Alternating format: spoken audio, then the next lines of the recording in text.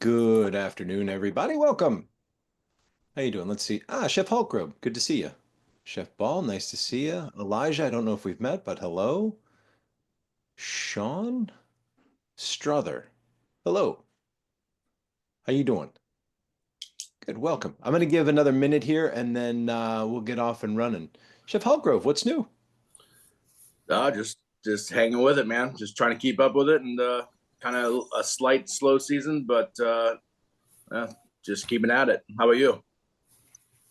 Same. Well, actually, not exactly the same. I've been busy. It's been a very busy beginning to the year, which is Yeah, great. that's good. Family's great. Everything's well. Just moving at a million miles a second for sure. Yeah, yeah, that's how we live, right? It seems that way. Yeah, Yeah. that's good. Good to hear. Cool. Well, let's give another minute, and I'll see if anybody else is coming in, and then we'll get started. Probably take about 35 minutes to go through the presentation, and then we'll leave some room to answer some questions at the end. All right. Give a good quick overview. I've got an assignment for anybody who wants to get into the program, and then, like I said, we'll answer questions and go from there. Chef Andrini's with me today, Hey guys, how are you? and so Real we're good. Good gonna to see you. we're gonna do this presentation together. All right. All right. So, what you're here for? Well, hopefully you're here for the information session for the American Master Chef's Order Assessment Program. Now, this is the assessment program that ties directly to the Certified Master Chef's exam. And this is the pathway there, right? So ideally you're in the place where you're ready to start considering this and start to understanding it. What that means is you have a level of certification with the ACF. It means that you've maybe done a little bit of competition, not required, but it's likely. You're at a position in your operation where you're in a leadership role and you have financial support. All of those things are fairly critical to be successful in this realm. And now you're looking at the path to the test. So in this session today, I want you to, kind of look at this a few different ways. And let's start at the top first. I want you to make sure that you're taking notes. Feel free to use the chat to ask me questions. Let me know if you have anything that you want me to go back on or review. If you're not talking, mute your microphone. If you want to ask a question, go ahead and unmute and go ahead and ask. It cuts down on all the background noise. You'd be surprised at how much can come if nobody's paying attention to that. And then again, I want to encourage everybody to ask questions. There's no such thing as a really bad question. Rather answer the question here and anything that we're not covering. And then, if you feel uncomfortable just kind of stepping up and asking your question, use the interaction button. Throw your hand up and let me know, and I'll call you and you can ask your question then, okay? So make sure that you're asking questions. You shouldn't walk away from this session with unanswered questions. So today's objectives, I want to outline the assessment program. I want to outline the objectives of it, then kind of discuss who we are as the evaluators. I want to talk about the process of the program, how you can get involved, and the next steps moving forward. And then I have an assignment for you at the end of it, should you want to get involved, and then we'll leave some time at the end for Q&A. And if you missed what I said a few minutes ago, this should take about 35 minutes. We'll go pretty quickly through this. I can cover a lot of ground fairly quickly. I've become fairly efficient with the information session. And so then we'll just leave, a good 25 minutes at the end of the session for question and answer. All right, everybody good? Can I ask you all to do me a favor? If for some reason you can't hear me or the slideshow isn't moving or you see something, like flag me down, throw your arms up in the air, just tell me, because I hate presenting to a black screen, and it's really terrible if nobody can hear me. So please just let me know. All right. So what is the AMCO assessment program? Now, the AMCO assessment program is designed to bring clarity. It's designed to bring clarity to the exam process itself, the exam, and how you can prepare. Our goal is to eliminate any ambiguity about the test and the expectations, necessary to be successful at the exam, to help provide a clear path to preparing for and taking the exam, and then enhance accessibility in connecting candidates with the master chefs. There's no way to really be successful in this process without master chef mentorship, without connection.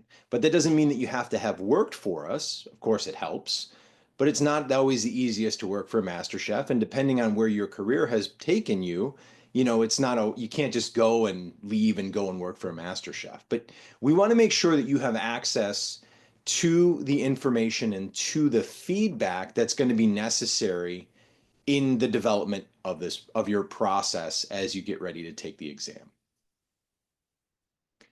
I think it's important to start with where the assessment came from. Starting in 2000 and well, actually it was 2019, 2020, we started doing a deep dive and looking at the main causes of failure at the exam from the late 90s. And we started recognizing that there were some really common occurrences, some common points of failure in the test, be it classical consommes, classical flavor development, lack of understanding in the segment, general lack of preparation, really unclear understanding of what's being requested or what's being required for the exam segment, and lack of fundamental techniques, right? All of those things are going to lead to a fairly unpleasant experience at the exam. So we kind of went about designing a solution to kind of overcome those hurdles. And our goal was to get chefs a day in the kitchen with master chefs to have that experience who'd never had that experience, so that it wasn't that way on their first day at the test. Because that can be a fairly overwhelming experience. And I think I know that we've talked to more than a few candidates who've shown up at the test on day one and really found themselves surprised at what they encountered that first time in the kitchen. And so that's where it came from. So we decided that we were going to outline expectations, that we were going to create an environment where chefs can come, get evaluated at a cost manageable, in a cost manageable environment, and get the feedback, get the tools necessary to kind of plug in to your existing program and get the evaluation so that you can get the help you need at the different levels of your skill set. So like I said, our objectives through this in the short term is to have you come and work with us, write menus, and then actually cook for us, right? Cooking is the clearest, most obvious way to evaluate skill set. When we're talking about craft mastery, we're talking about evaluation of a craft skill set. So we built all of these trouble areas, all of these problem areas into an evaluation. And we broke this evaluation down into 4 different phases. The first one is a menu writing phase, and I'll get a little bit more clear on that one. But in the menu writing phase, we're able to evaluate a lot of kind of preliminary challenges that candidates run into as far as organization, spelling, menu writing, deadline management, station management. All of those things play a critical role in a candidate's success. And so what we've done is we've tried to wrap all of this together so that we can evaluate it all in one place. And then through the program, what we do is we provide a red, yellow, green light assessment for preparation, right? So that way we can tell you if you're in a red zone where it needs critical attention, you're in a yellow zone where you're on the verge of being successful, or you're in a green zone where you likely have a skill set that's going to lead you to success in the exam. For example, there's all these areas, and we like to get a little bit more granular, but we're talking about areas like sanitation, food production, product utilization, knife skills. We're looking at your menu writing, your planning, your grammar accuracy, the terminology that you use, your butchery, your preparation, organization, fundamental skills, pastry skills, ice cream making, frozen skills. We're looking at a very wide range of techniques, fundamentals, and skills to be able to provide you with as much information as humanly possible so that you can define your strengths, weaknesses, your opportunities, and the threats that you're going to encounter in your process. The key to this assessment is transparency. It is being able to provide you with a roadmap moving forward. So, like I said, a red, a yellow, a green light is there to help you understand where you are in a category. And then when you come to an in-person assessment, which these are being refined a little bit more still, but we will provide you with what I call the 100-point inspection, which gives an evaluation on a scale of 1 to 10 points in each of the areas with details in the red, yellow, or green zone so that you understand where you need to focus your skill set the most. And this is a result of a candidate's scoring from one of the assessments because, well, not everything is a critical problem, but there are some things that have a bigger impact on success than others. Chef Andrini, have I missed anything so far? No, you cover the same thing I would cover, and asking question and that kind of things was so important. All right. Any questions so far before I keep moving? No? Good. I see heads moving no. Thank you. All right. So who's involved? Well, we have a very cool panel of certified master chefs who are involved in the program. And depending on how busy we get, sometimes we shift and change. But the core of our committee is Chef Andrini, Chef Drew Says, Chef Joachim Buchner, Chef Brian Sodi, Chef Kevin Walker, and then myself. And we are kind of the regular committee. There will be some others who come involved. Chef Gavronsky, Chef Murphy might be with us in Kansas City. Again, it just kind of depends as to where we are, what we're doing, and who else might be involved with us at the time. But you are around us on a regular basis, which means that during our weekly calls, which is what we end up having once you're in the program, you have the opportunity to ask us questions every week about menus, about preparation, about process, and all of that becomes available to you on a regular basis. So now, in order to get into this, right, we have a few requirements. We have to have requirements because otherwise everybody would join. And we have a fairly large group as it is. It always fluctuates based on business. But the process to join is simple. You need to attend an information session, which if you're here, check, you're done.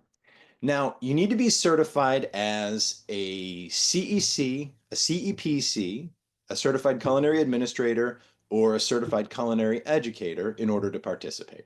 That's just a requirement that we have with the ACF because otherwise, well, there's no point. You need to have that certification before you can apply to take the exam at this point. Excuse me. Then you need to complete assignment 1, which we're going to give at the end of this presentation. And it needs to be completed to specifications and completed on time. And then we need an email introduction from you. Right? That's it. That's all that you need to do. So you're here, great. You need to complete an assignment. You need to have your certification up to date in these areas. And then you need to send us a quick email introduction as well. I'll show you where and how to send that in a minute. But I have a couple other things I want to go over first.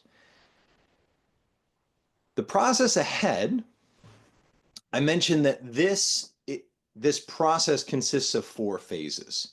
Phase 1 is the menu review. So your first assignment comes in, and then we'll spend time reviewing that menu with you, and then we'll give you additional menu assignments. This normally takes place for 3 to 4 months. So you're looking at roughly a quarter's worth of time. And in that, your menu will probably be reviewed. You'll probably have 2, maybe 3 menus reviewed. at which point you'll receive feedback, you'll have an opportunity to resubmit, but above all, you'll be able to see the other menus that are submitted in the group as well, which I have quite a few people who have candidly had the conversation with me and saying that they've learned just as much from other people's menus being reviewed as theirs. And I think that's a really big part of development in the process and understanding different approach, different philosophy. And there's only so much we can cover with one menu at a time. That's the menu review. For the candidates who continually submit their menus and they meet their deadlines, there's an opportunity to join us for an in-person assessment. Now, we have an in-person assessment coming up in Kansas City in March, 4th, 5th, and 6th at Johnson Community College. If you're in the area and you want to come and watch us conduct it, you're welcome to come and see. I can give details. You can send me an email if you have my email. If not, just throw your comment or throw your contact information in the chat, and I'll make it a point to do that. And that's where we're going to execute an in-person assessment. What that looks like is basically the cooking of that 7-course assignment that I had showed you in the beginning. We're looking to see a consomme. We're looking to see your garde manger. We're looking to see butchery. We're really looking to see, again, those hurdles that most candidates get tripped up on, or the most candidates have gotten tripped up on over the years. So that way we can help you overcome them, show you where those areas are, and that way you're not surprised when it comes time to arrive at the exam and, you're best prepared for the exam. And then what that includes is we give you a basket with a deadline. You'll write a menu to fit that market basket. We'll require a requisition. So you'll get to go through the requisition writing process, and you'll get feedback, you'll get scores, you'll get information, and then you'll come and you'll cook your physical assessment, and then you'll get that score sheet with an outline of what needs to take place in order for you to improve and in order for you to be on the right track to do this. Then phase 3 is similar, but we go a little bit deeper and we give you a classical assessment. And then phase 4 is a plant-based assessment. And the plant-based assessment, for anybody who's not in the know yet, will understand more when the most updated test is released in the next 40 days. So fully updated test is coming out in the next 40 days. And the plant-based assessment will make a little bit more sense then. Chef Andrini, anything that you would add here? No, I think you're right. I think for the 4-chef, what you have to understand is we're trying to find out where you need help before you go to the exam. Because like Chef Ford was saying, for a long, long time, we saw people going to the exam who on day 1 were completely lost, no idea of what was going on. And that's why at that time it was so much failure. I think during the 90s and early 2000, the failure was like 92%. And that's not good. It doesn't look good on us. It doesn't look good on nobody. We don't want that anymore. And that's why a few of us, Jerry, I, and a few other guys, we came up with that assessment program to help you guys understanding what's the test. The test, it's not easy. I mean, I'm sure some of you are already CEC, or maybe all of you, but when you CEC, you hear, and then the test, it's up there. So it's a huge gap, and we're trying to help you making that gap, being better, but you have to put time to it. It doesn't happen just like that. You're going to have to, what's the word I'm looking for, Chef Ford? You have to I would say you have to be intentional and put the effort in. Put the effort in, because it doesn't happen just like that. But if you put the effort, you put your things in time, we're helping you all the way. You just have to ask.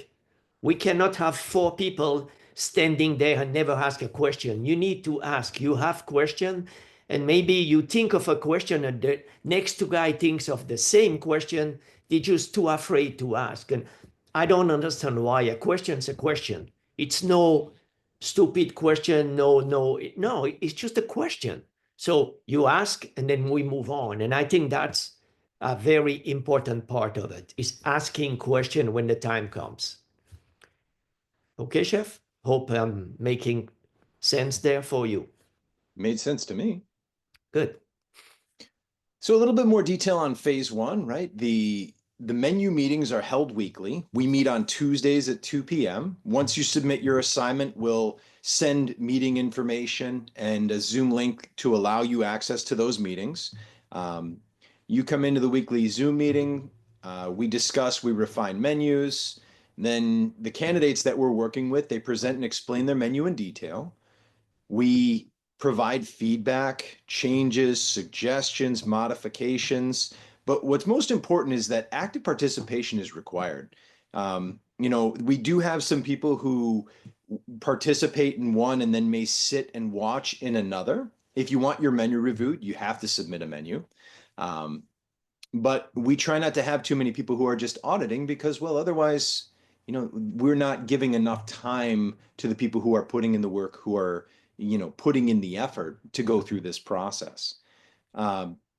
We encourage people to come and review or watch other people's menus be reviewed because, quite honestly, there's just as much that can be learned from reviewing somebody else's menu as is reviewing your own.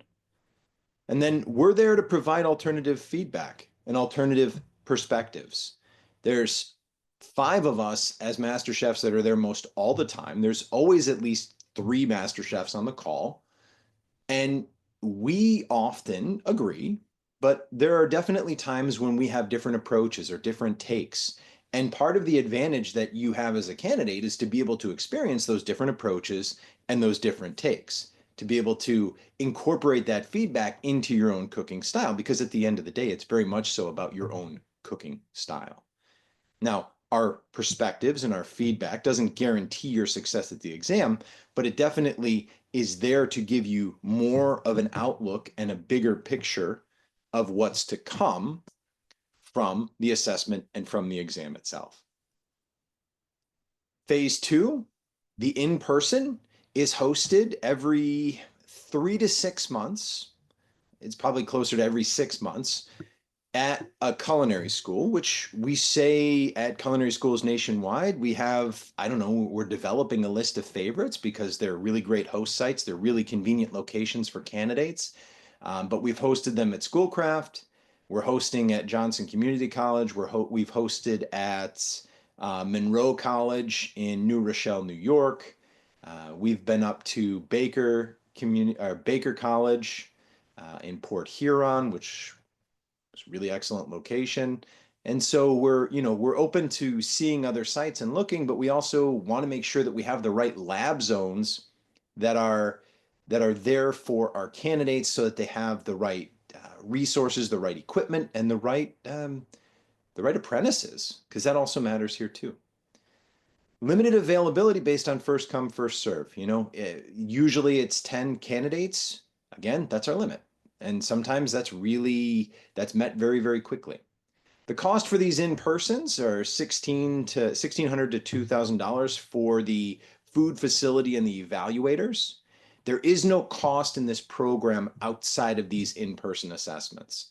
So if you want to submit your menus and come to our weekly menu meetings, there is no cost other than the work that you put in, but the in-person assessments have a fee associated with them because we operate this program on a zero-based budget.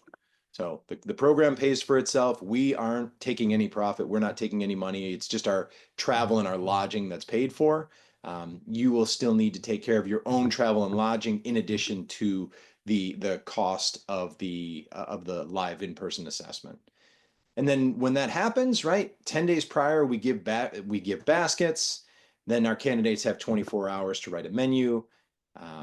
And then we'll give evaluation based on the CMC exam standards and provide probably one of the more critical review sessions for our candidates. We usually spend about an hour in review with each one of our candidates. Sometimes it goes a little bit longer. And then you'll have your score sheet to walk away from. Now, phase 3 and phase 4, I'm not going to spend a whole lot of time talking about because I think that's a long way out. After you're successful in phase 2, then you become eligible for phase 3. And so, I don't want to put the cart in front of the horse, but phase 3 and phase 4 are very similar in that. And key pieces to take away from this is that we want all of our candidates and all of you to understand that what we're focused on is fundamentals first. We want everyone thinking about technique and process at the core of everything that you do, because this is the way that all of the master chefs think. Even though we have some variety in the way that we approach and in the way that we execute, technique and process is at the core of everything that we do. Then layering and substitution in flavor and in process becomes our next step. And the rest, it only matters after technique and process has been mastered. So we want to make sure that that ethos is really understood and that all of you are taking a fundamental first approach. You're going to find that in this process, research becomes an incredibly important piece. What you use to research, how you research, how you're getting your information and the information that you're using, and then also learning how to vet that information are going to become predictors of your success in this process. Beyond everything, you're going to need to learn how to define your food, and you're going to need to know what your food is, because you can't show up at an exam and cook food that's not yours. If you can't define your food, then you're not going to be able to cook it in this environment. Not everybody's food is the same. Not everybody's style is the same. And it's important for you to recognize what yours is so that you can truly hone in your work and your food so that you can execute it in a very stressful, very compact, very intense environment. We want you to focus on what matters most at the right level.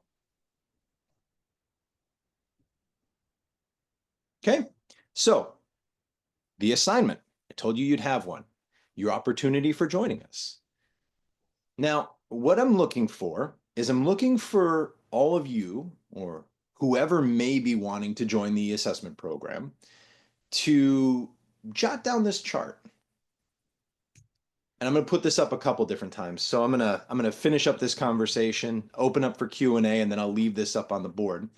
And then what I need you to do is I want you to create a 7-course menu utilizing all of these pieces in that menu. The 7-course menu can be written however you like. It can contain whatever courses you like. But I need your menu to have a saute, a grill, or a roast. I need it to have a braise or a stew. I need it to have a poach or a shallow poach. I need it to have a pan fry or a deep fry in it. And then I need you to brine and cure something. I need you to have a marinade. I need you to have a sausage, a mousseline, or a force meat. That's what those lines are in there. I need there to be a consommé.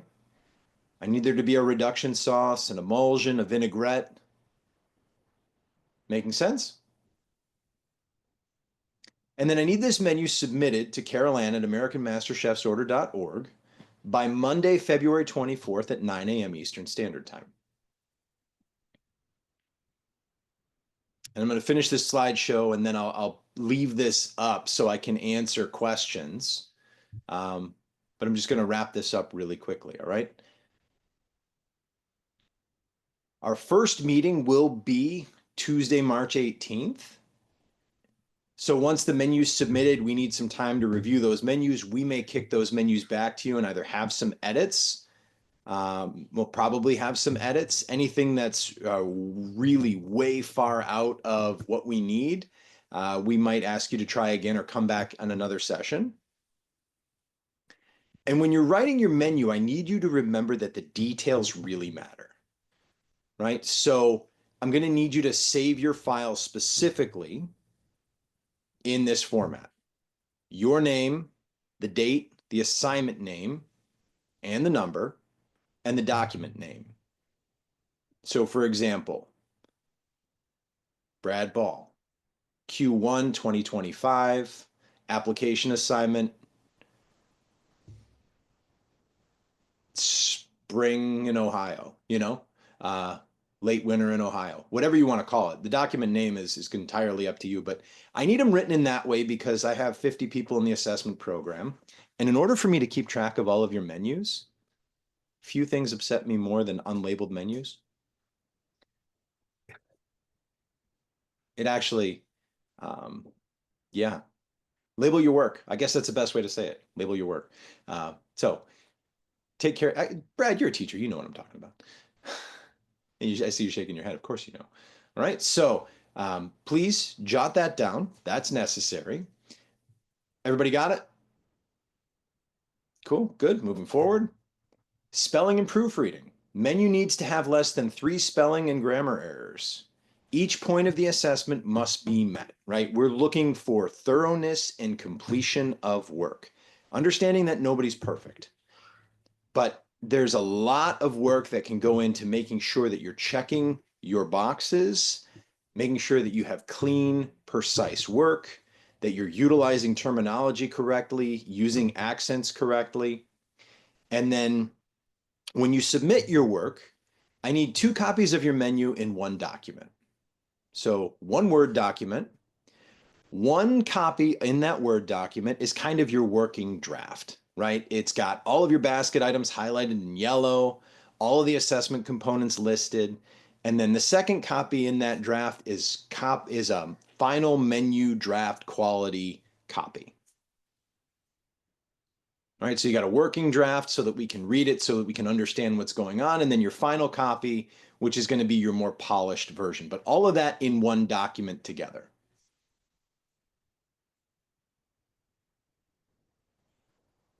Questions so far? Cool. Deadlines and due dates are tragically important. You miss your deadline, you can't play. Now, we'll open up for questions. 33 minutes. I kept to my word. Perfect. All right, so there's that list up on the screen. Carol Ann's email address so you can get that down. And then your due date. All right, let's open up for some questions.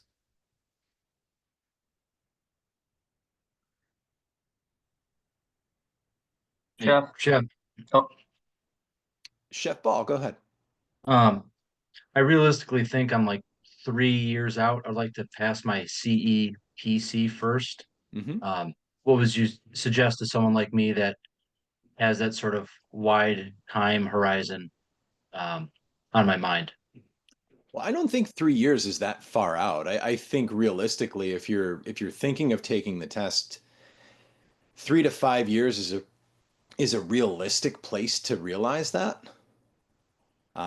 It may seem strange, but you know that you're probably, I mean, that's probably about the right point to get involved. What I would say is, you know, you can come in, you can write menus, you can see the program. Give me 1 second. Sorry. You know, you can come and you can cook and you can have an assessment and you can understand where you need to fill in your gaps between now and then as well. Or you can not take the in-person assessment for a little while.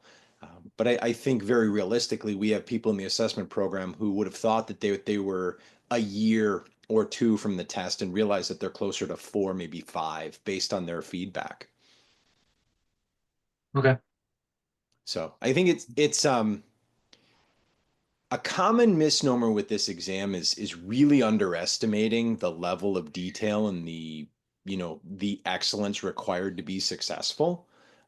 So I think we as evaluators are much more in tune with how long the timeline can actually be. Okay. So, does that answer your question?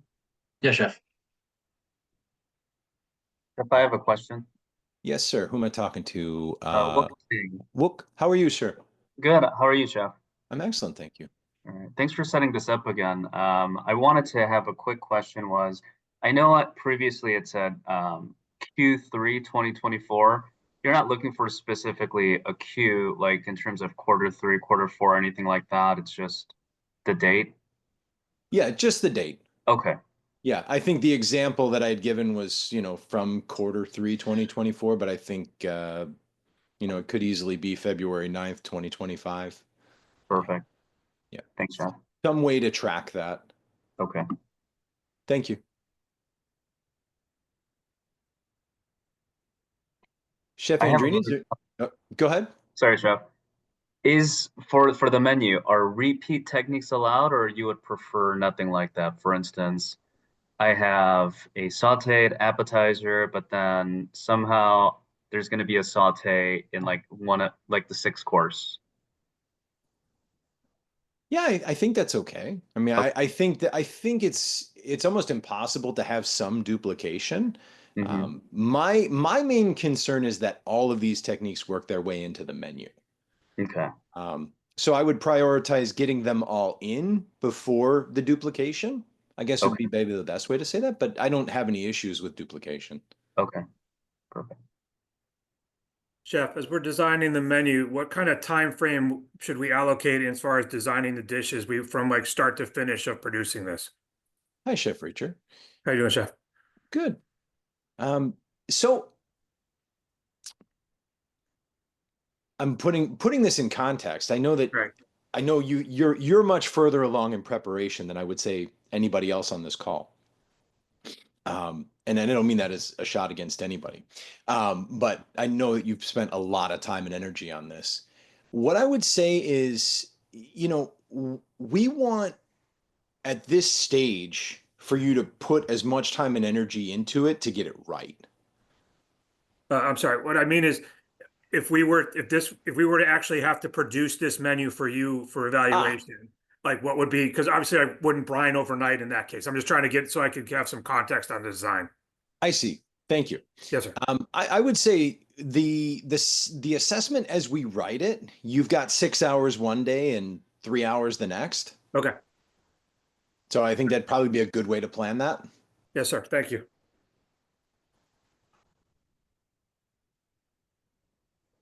I feel comfortable saying that to you because I know you know what that means.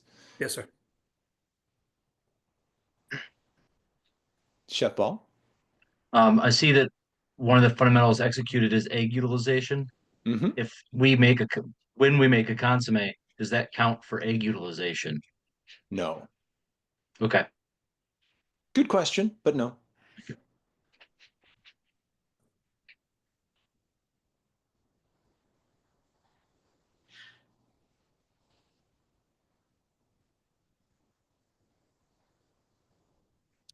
Chef Andrini, anything that you want to chime in with? I'm okay. I'm looking at spelling and that kind of things because I got a French base, so I know consomme is supposed to be spelled, or when you're writing, then you're making an aioli. I'm gonna make sure it's garlic inside because aioli means, or I means garlic. So that's the kind of things I'm gonna look at it, see where you're standing with how you describe your menu, because usually when you go out in restaurant, you read menu, they are not very good. I would say they are not good at all, usually, except maybe Chef Prester, he knows exactly, but usually menu are not very good. So I'm looking at that. Chef Strother, I see you unmuted. You got a question, sir? Yes, I actually have two questions. Go for The it. what's the CC and all that? Can you go back to that page for a minute so I can see what all that is, so I can start saying how can I certify for them? Yes. So there's I'm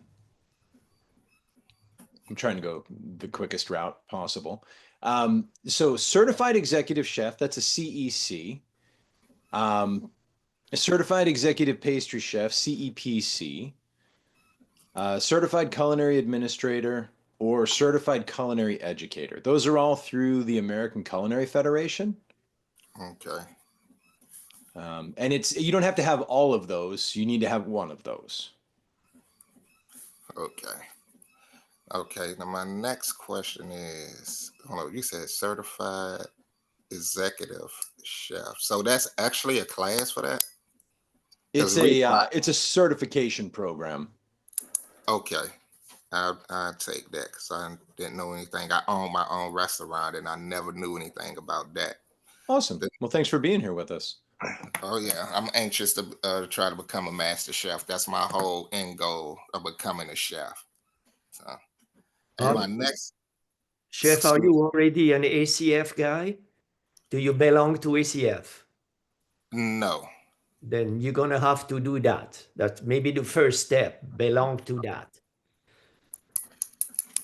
Because you Okay. cannot become a certified executive chef CEC without being an ACF person.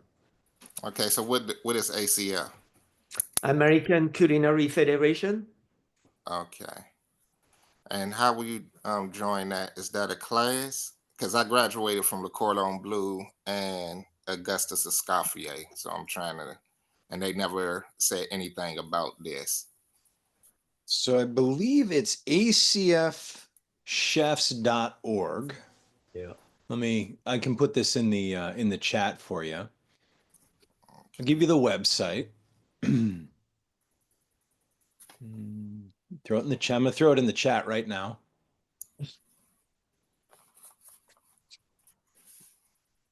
There you go. And you can click that link and you can get everything that you need for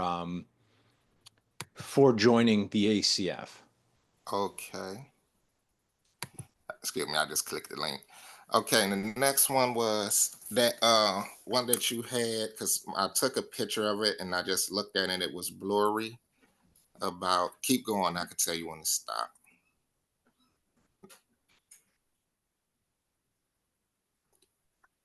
Okay, I think it was that one. Go back to the name. Okay. Some fairy.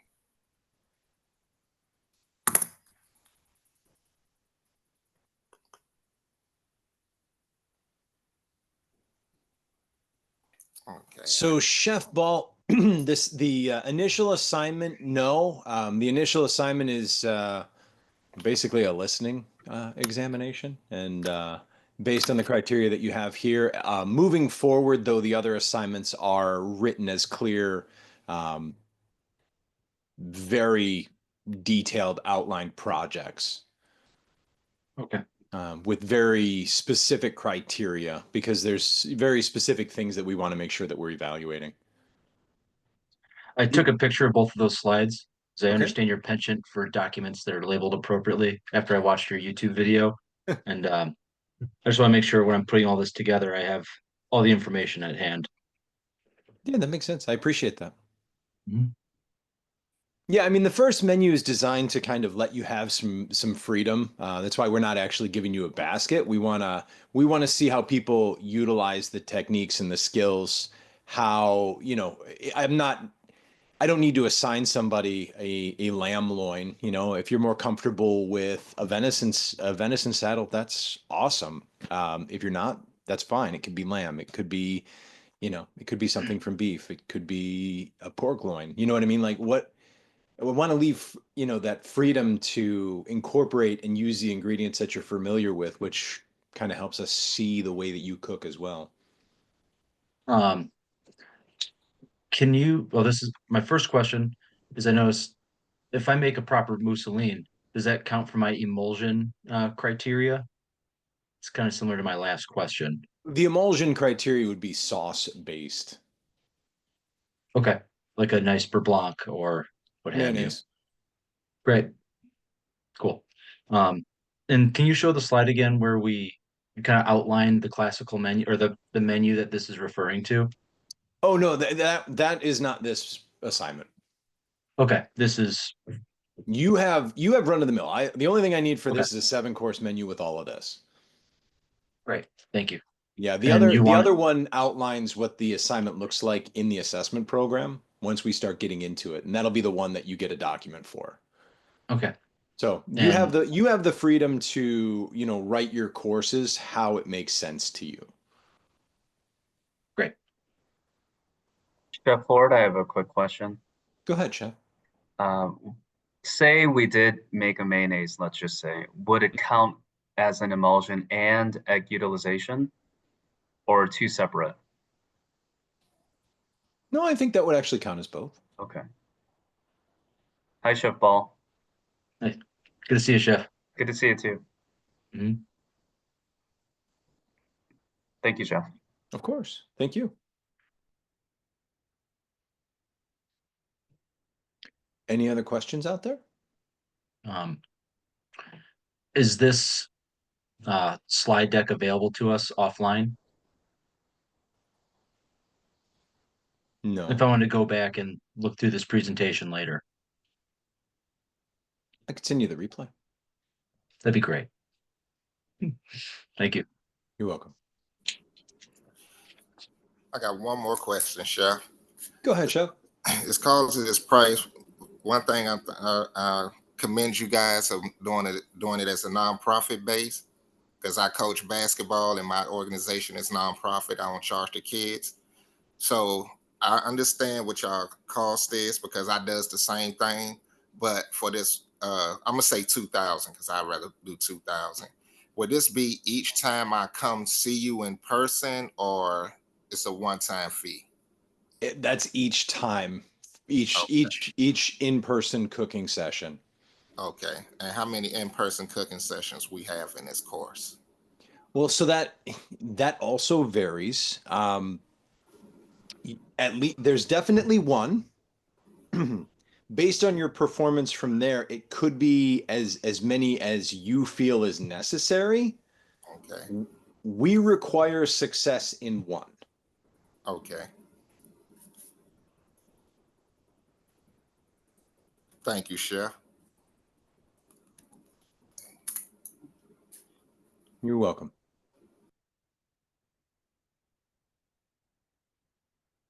All right. Any other questions?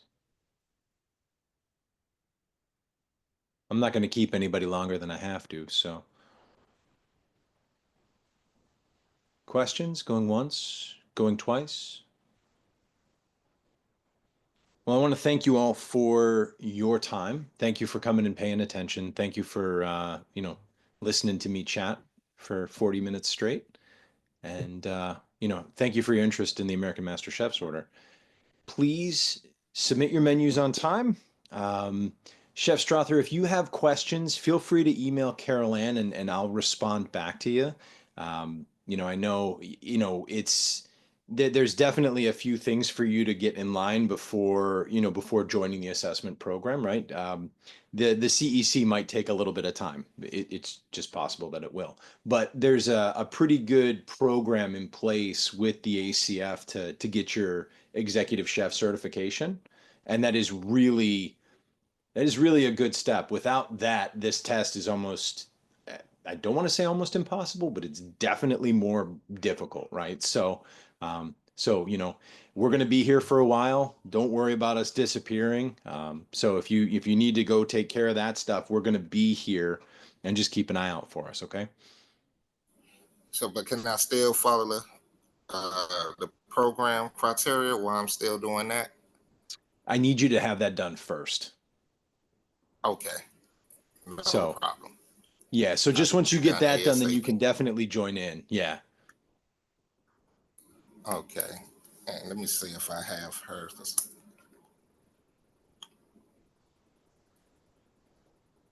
Might have to get her link. Chef Strother, where are you located geographically? In Texas. You're Dallas, in Texas. Okay. In Dallas, you say? Dallas. Yeah, okay. That's cool. I hope they have one of them near us. Because they actually are closing a lot of schools here down in Texas. So Well, they do a lot of certification events at facilities too, in operations. So, um, on the website, once you get a little bit more familiar with it, you can find an exam location. okay. But I don't know if you see in the chat, Chef Ball, who is an evaluator, he Yes. gave you his email address so you can maybe connect with him, and that way he can possibly walk you through a little bit of the process and help you understand what you're getting yourself into. Cool. Thanks, Chef. Thanks, Chef Ball. Thank you, Chef. Absolutely. Where are you, Chef Ball? 20 minutes outside of Cleveland. It's I teach at a school called Lorain County Community College Okay, cool. Thank by you. way of Detroit.